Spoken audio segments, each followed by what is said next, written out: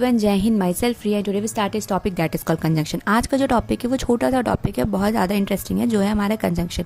तो कंजंक्शन होता क्या है? तो कंजंक्शन जो होता है ना, वो हमारे जॉइनिंग वर्ड्स होते हैं, यानी दो वर्ड्स को आपस में क्या करते हैं, वो जॉइन करते हैं, उन्हीं को हम लोग क्या कहते हैं, कंजंक्शन कहते हैं। ठीक है, तो कंजंक्शन कौन कौन से होते हैं? जैसे एग्जाम्पल के तौर पे आपने देखा होगा, एंड है, और है, बट है, बिकॉज, सिंस, देयरफॉर, ये सारे के सारे हमारे क्या आते हैं ना, कंजंक्शन होते हैं। ठीक है, तो जैसे हम लोग कॉन्सेप्ट नंबर 1 में अगर हम लोग डील करें, तो कॉन्सेप्ट नंबर 1 क्या बोलते हैं ना, ऑल दो और दो। ठीक है, यानी ऑल दो और दो के साथ हम लोग क्या लाते हैं, तो येट लाते हैं। ठीक है, जनरली हम लोग कंजंक्शन में देखेंगे ना, कौन किसके साथ आता है। ठीक है, कौन सा नेगेटिव टोन लाता है, कौन सा पॉजिटिव टोन लाता है ना। तो जनरली हम लोग कंजंक्शन में यही देखते हैं। तो हमारा कॉन्सेप्ट नंबर 1 क्या बोला है ना, ऑल दो और दो। तो ऑल दो और दो के साथ हम लोग येट का यूज करते हैं। ठीक है, ऑल दो और दो के साथ हम लोग क्या करते हैं ना, येट का यूज करते हैं। ठीक है, और अगर येट नहीं होगा तो हम लोग कॉमा भी लगाते हैं। ठीक है, एग्जामिनर क्या करते हैं ना, आपसे येट हटा देते हैं। ठीक है, वो क्या करेंगे ना, येट को हटा देंगे और ऑल दो और दो का हमारा सेंटेंस दे देंगे, है ना। तो कंफ्यूज नहीं होना है, वहाँ पे हम लोग येट लगाएंगे, या फिर फिल इन द ब्लैंक्स वगैरह में येट दे दिया जाता है, बट दे दिया जाता है, नॉर, बहुत सारी चीज़ें दे दी जाती है। तो उसमें से आपको चूज करना है कि कौन सा होगा, तो वहाँ पे हम लोग येट डालेंगे। ठीक है, फिर उसके बाद हमारा कॉमा भी आ सकता है। अगर हमारे सेंटेंस में येट नहीं है तो कॉमा अगर है तो वो सेंटेंस भी सही होता है, तो हम लोग वहाँ पे कोई भी एरर पार्ट नहीं बना सकते। ठीक है, तो ये था हमारा concept. Come to the next point and that is called concept number 2। तो कॉन्सेप्ट नंबर 2 हमारा क्या बोलते हैं ना, सपोजिंग और इफ का कॉन्सेप्ट है। दोनों का जो मतलब होता है ना, वो सेम होता है। ठीक है, हम लोग एक सेंटेंस में सपोजिंग और इफ का दोनों का यूज एक साथ नहीं कर सकते, या तो हम लोग सपोजिंग यूज करेंगे या तो इफ यूज करेंगे। ठीक है, यानी दोनों का मतलब सेम होता है और एक साथ हम लोग दोनों नहीं ला सकते हैं। ठीक है, तो इसीलिए हम लोग किसी एक को लेते हैं। जैसे एग्जाम्पल के तौर पे आप देख सकते हो, supposing you become a income tax officer, supposing if you become a income tax officer for next few month, what will you next. ठीक है, तो अगर आप इनकम टैक्स ऑफिसर बन जाओगे तो कुछ मंथ में, तो आप क्या करोगे। ठीक है, व्हाट विल यू नेक्स्ट, यानी नेक्स्ट आपका क्या होगा। तो जाहिर सी बात है, सपोजिंग और इफ, या तो आप सपोजिंग लिखो या तो इफ लिखो, क्योंकि सपोजिंग हमारा फर्स्ट में आया है, तो हम लोग सेकेंड पार्ट को एरर करेंगे ना, तो हम लोग इफ को रिमूव करेंगे।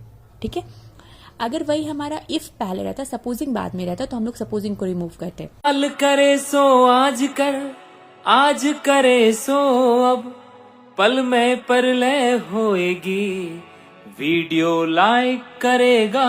To the next point and that is called list. List के साथ जनरली हम लोग शुड लाते हैं। ठीक है, एग्जाम वाले क्या करते हैं ना, आपको उड लगा के दे देंगे, यानी बहुत अलग अलग वर्ड लगा के दे देंगे। ठीक है, तो कंफ्यूज नहीं करना है, लिस्ट के साथ हम लोग शुड लगाते हैं। ठीक है, हमेशा लिस्ट के साथ हम लोग क्या लगाते हैं, शुड लगाते हैं, और ये हमारा नेगेटिव टोन होता है। ठीक है, और तो इसके साथ हम लोग नॉट का यूज नहीं करेंगे। तो जनरली हमने देखा इसके साथ 2 एरर पार्ट बनते हैं। फर्स्ट हमारा क्या होता है, लिस्ट के साथ हम लोग शुड लगाएंगे। ठीक है, यानी कोई अदर वर्ड अगर आपको दे दिया जाएगा तो आपको वो रिमूव करना है, आपको वो हटाना है, पहला। और दूसरा, जहां पे लिस्ट है वहां पे हम लोग नॉट का यूज नहीं करेंगे।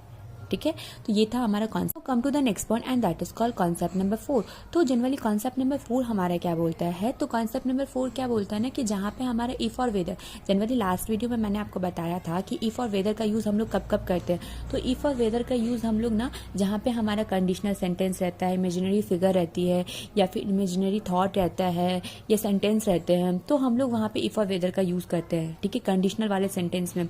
तो जनरली हमारे यहाँ पे भी वही बोला गया है कि जहाँ पे हमारा डाउट एंड डाउटफुल रहता है। ठीक है, जहां पे आप डाउटफुल हो तो वहां पे इफ और वेदर का यूज करोगे और दैट का यूज करोगे। अब कॉन्सेप्ट आता है कि कहाँ पे हम लोग इफ और वेदर का यूज करेंगे और कहाँ पे दैट का यूज करेंगे। तो जहां पे आप डाउट हो लेकिन आपका आंसर पॉजिटिव है, ठीक है, जहां पे आप डाउट हो और आपका आंसर पॉजिटिव है, वहां पे हम लोग इफ और वेदर का यूज करेंगे। लेकिन जहां पे आप डाउट हो और आपका आंसर नेगेटिव टोन है, तो वहां पे हम लोग दैट का यूज करेंगे। ठीक है, जैसे आपने किसी से क्वेश्चन पूछा, आप डाउटफुल हो, आपने किसी से क्वेश्चन पूछा लेकिन उसका आंसर पॉजिटिव है। ठीक है, तो वहां पे क्या होगा, वहां पे इफ और वेदर का यूज करेंगे। ठीक है, सेंटेंस में आपको दे दिया जाता है, रिजल्ट पे आपको दे दी जाती है कि हाँ इसने ये पूछा तो उसका वो आंसर आया। तो आंसर जब हमारा पॉजिटिव टोन में रहता है तो हम लोग इफ और वेदर का यूज करेंगे, लेकिन आंसर जब हमारा नेगेटिव टोन में होगा तब हम लोग वहां पे दैट का यूज करेंगे। ठीक है, तो जाहिर सी बात है, जहां पे हमारी सियोरिटी रहेगी, ठीक है, वहां पे इफ और वेदर, और जहां पे हमारा सियोरिटी नहीं रहेगी, नेगेटिव आंसर है, तो वहां पे that.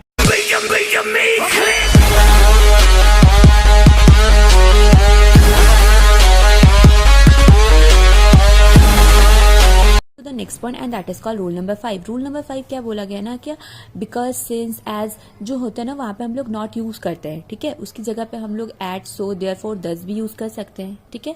Now come to the next point and that is called concept number 6। Concept number 6 हमारा क्या बोलता है, जनरली कुछ वर्ड्स होते हैं जो हमारे को रिलेटिव कंजंक्शन में आते हैं, ठीक है। ये हमारे क्या बनाते हैं ना, पेयरिंग बनाते हैं। जैसे आप आइदर और, neither nor, not only but also, ठीक है। फिर हम लोग बिटवीन के साथ एंड लगाते हैं।